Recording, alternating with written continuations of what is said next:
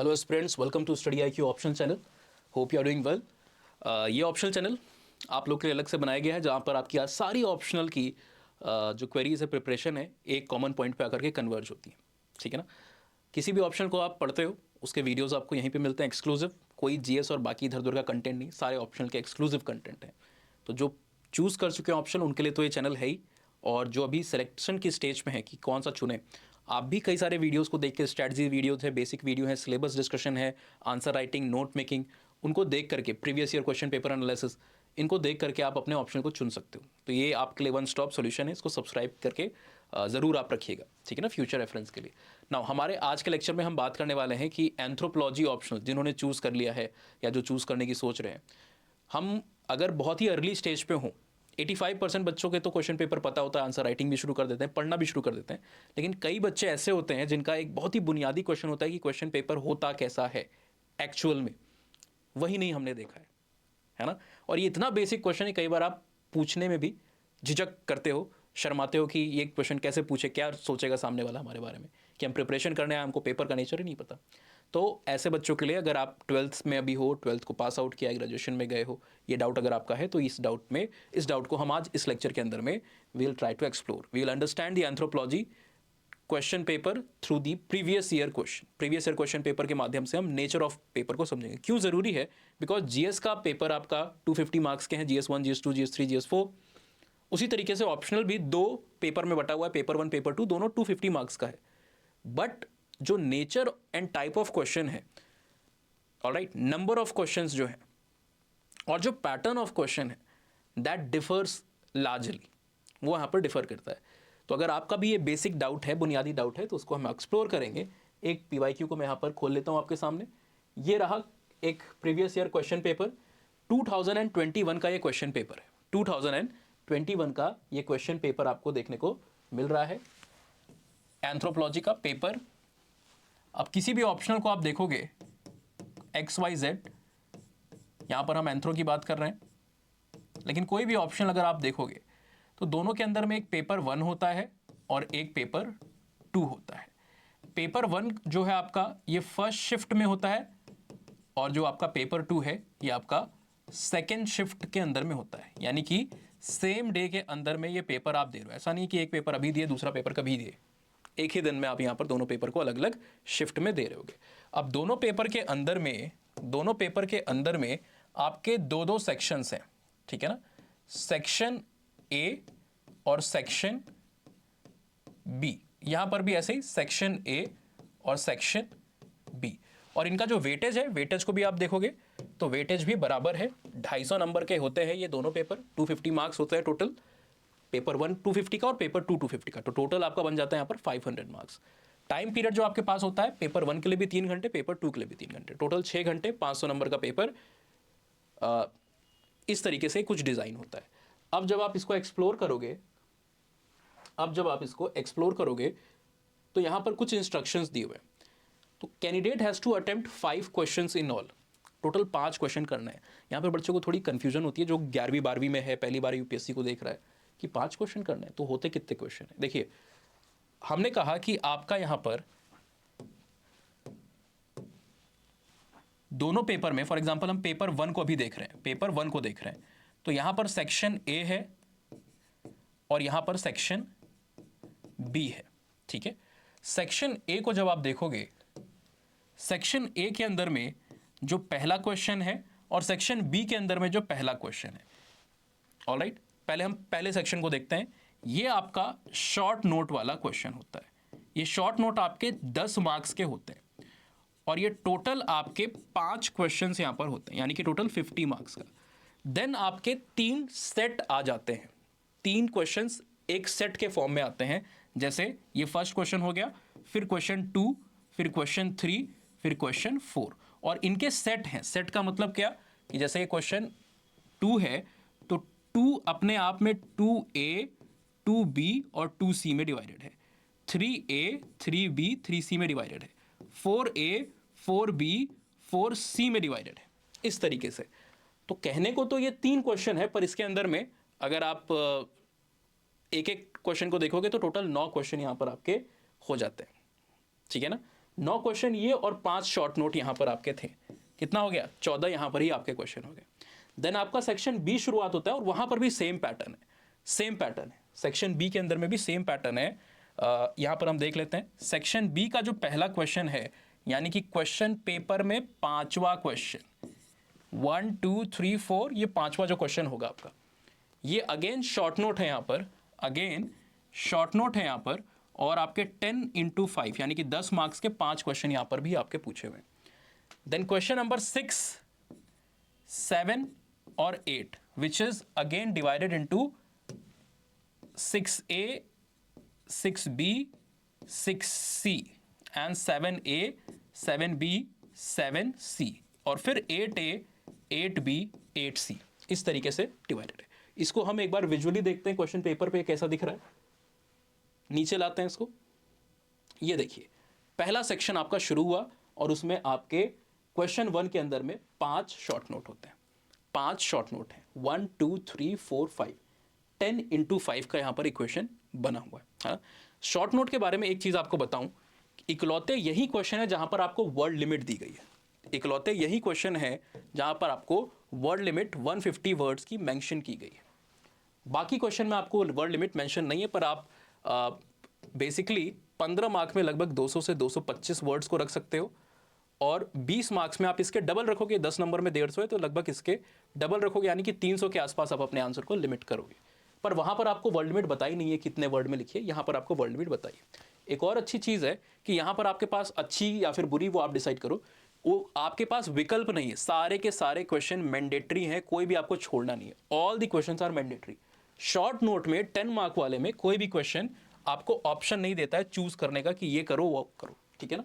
लेकिन जब आप यहां पर आते हो, इसके बाद का जो शॉर्ट नोट के अलावा जो क्वेश्चन है 2 3 4 एंड देन 6 7 8, ये जो 18 क्वेश्चन है, 18 क्वेश्चन है, 18 क्वेश्चन है ना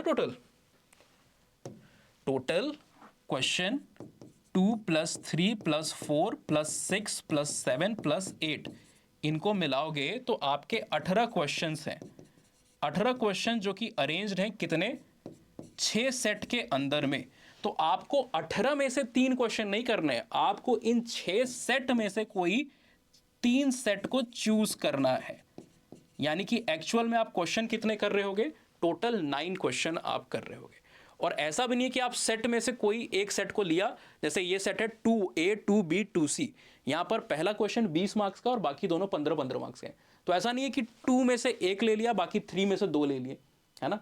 सेट अपीयर कर रहे हो तो आपको पूरा सेट अपीयर करना है। 2 अगर आपने चुना है तो 2A 2B 2C पूरा आप चुनो, 3 चुन रहे हो तो 3A 3B 3C, सारा का सारा आप क्वेश्चन वहाँ पर आपको करना पड़ेगा। आप ऐसा नहीं कि ऑल्टर कर सकते हो अपनी सुविधा के हिसाब से। तो फॉर एग्जाम्पल अगर आप चाहो, अगर आपको फॉर एग्जाम्पल पहले ही सेक्शन के अंदर में 2 3 4 तीनों आते हैं, तो आपने कहा चलो ठीक है इन तीनों को कर लेते हैं, सेक्शन बी में से कुछ नहीं करते हैं। पर वो चीज़ नहीं आप कर सकते हो, क्यों, why that is not possible, because UPSC does not let you do that. वहाँ पर आपको इंस्ट्रक्शन में क्या लिखा हुआ था, question number 1 and 5 are compulsory and out of the remaining any 3 are to be attempted, ठीक है ना। लेकिन यहां पर क्या कहा है, at least 1 question from each section, 1 question from each section, दोनों सेक्शन में से कम एक को तो करो। तो आप अगर फॉर एग्जांपल सेट जो आपका सेक्शन ए है उसमें से अगर आप क्वेश्चन 2 या 3 को या 2 या 4 को या 3 और 4 को कर रहे हो, तो इसके अलावा एक क्वेश्चन आपको आगे वाले सेट में यूज करना होगा। सिंपल मीनिंग क्या है, सिंपल वर्ड में अगर बोले तो एक सेक्शन से आप मैक्सिमम 2 क्वेश्चन कर सकते हो, और एक सेक्शन में आपको मिनिमम 1 क्वेश्चन तो करना ही करना है। किसी भी एक सेक्शन से आप तीनों क्वेश्चन नहीं कर सकते। तो this is the simple nature of the questions that is being asked, ठीक है ना। क्वेश्चन आपको लिखे रहेंगे, स्पेसेस आपको दी रहेगी जो आपकी आंसर बुकलेट होती है उसके ऊपर, और आपको वहाँ पर आंसर को लिखना है। तो बहुत ही बेसिक लेवल का ये डाउट है बच्चों का, और इसको हम मेरे ख्याल से आज के बाद आपको अगर किसी भी 2-4 बच्चों का भी अगर वो डाउट रहा तो it is important to address each and every one. Preparation में we are not only addressing the doubts and the questions of the majority of the audience, कि जो मूलतः सारे बच्चे उनका नहीं, जो थोड़े बहुत बच्चे हैं जिनके डाउट हो सकता है अभी आ रहे हों, शुरुआत की हो, रिसोर्सेज उतने ना हों, उनके भी डाउट्स हमारे लिए इंपॉर्टेंट रहते हैं। सो आपका भी ऐसा कोई भी डाउट हो तो आप मुझे मेरी आईडीज़ के ऊपर भेज सकते हो, और हम अपने इस सीरीज़ के अंदर में ज़रूर उनको आंसर करने का क्वेश्चन करेंगे exclusively on study IQ optional channel. And एक और आपसे बात बताऊं कि if you have already selected this optional and you do not want to waste any further time in starting your preparation, this is a very important and crucial junction, because आप जब इस video को देख रहे हो तो हमारे batches almost बंद होने वाले हैं। कौन से बैचेज?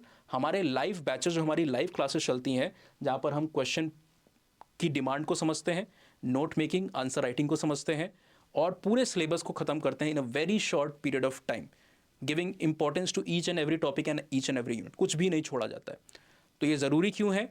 ये ज़रूरी इसलिए होता है क्योंकि सेल्फ प्रिपरेशन में जो काम आप रिसोर्स ढूंढते ढूंढते, क्या ज़रूरी है क्या गैर ज़रूरी है, आंसर कैसे लिखें, पूरा पढ़ लिया, जब बच्चा आंसर लिखने जाता है तो पेन नहीं चलती है। और ये मैं सही बता रहा हूँ, ये कोई बीमारी नहीं है, पेन नहीं चलती है, बच्चा 2 लाइन नहीं लिख पाता है, जबकि पूरा सिलेबस पढ़ा हो, सब कुछ याद भी है, पर वो नर्वसनेस है कि कैसे होगा चीज़ें। तो वो कॉन्फिडेंस अगर आपको गेन करना है पर्सपेक्टिव एग्जामिनेशन के हिसाब से, अगर आपको समझना है anthropology as an optional subject का, so you can join our batches. ये बैच हमारे 28 को ओवर हो रहे हैं, यानी कि एडमिशन बंद हो रहे हैं। आप एडमिशन लेना चाहते हो तो मुझे मेरी आईडीज़ पे कम्युनिकेट कर सकते हो, या फिर स्टडी IQ के चैनल पे डायरेक्टली जाके आप कोर्स को एनरोल कर सकते हो, ठीक है ना। 14,999 is the fee for the course, जहाँ पर आपको लाइव लेक्चर्स मिल रहे हैं, लाइव आप क्लासेस को देखोगे, अपने डाउट्स को आवाज़ के थ्रू भी पूछ सकते हो, आप कमेंट में भी पूछ सकते हो, मैं पढ़ाते पढ़ाते आपके डाउट्स को वहाँ पर देखूंगा, आंसर करूँगा। और आपकी वैलिडिटी जो है रिकॉर्डेड लेक्चर्स की और कंटेंट की, कंटेंट तो वैसे भी आप प्रिंट करा सकते हो, लेकिन रिकॉर्डेड लेक्चर्स आपके लिए ज़रूरी होते हैं। बीच में अगर पढ़ाई रुक गई किसी वजह से, कॉलेज, जॉब या किसी भी वजह से कोई रिस्पॉन्सिबिलिटी आ गई, तो आपको चिंता करने की ज़रूरत नहीं, वापस एनरोल नहीं करना पड़ता है। 1.5 साल तक आपके पास रिकॉर्डेड वीडियोज़ का एक्सेस होता है, यानी कि जितने में 4 बार 5 बार आप पूरे कोर्स को पढ़ सकते हो, उतना वैलिडिटी रहती है। ये एक अच्छा फीचर है। देन टेस्ट सीरीज अलग से नहीं लेनी है, दूसरे जगहों पर आप 10-15 हज़ार खर्च करते हो, यहाँ पर test series is part of the syllabus, ठीक है। और 1-2 कहने को नाम वाली सीरीज़ नहीं है, ये टोटल 8 सेक्शनल पेपर हैं और 4 फुल लेंथ है। सेक्शनल पेपर आप हर 20 दिन पर देके अपनी प्रिपरेशन को ट्रैक करते हो, जब आप इवेलुएट होती है तो आपको कॉन्फिडेंस आता है कि सही कर रहे हो कि गलत कर रहे हो। सही कर रहे हो तो कीप दैट अप, इंप्रूव कीजिए, गलत कर रहे हैं तो कमेंट में लिखा होगा क्या सुधारना है, उसको सुधारने के ऊपर काम करेंगे आप, ठीक है ना। और 4 फुल लेंथ जो कि पूरा पेपर खत्म होने के बाद, सिलेबस खत्म होने के बाद आप देते हो। इनके मॉडल आंसर्स भी प्रॉपर आपको मिलते हैं।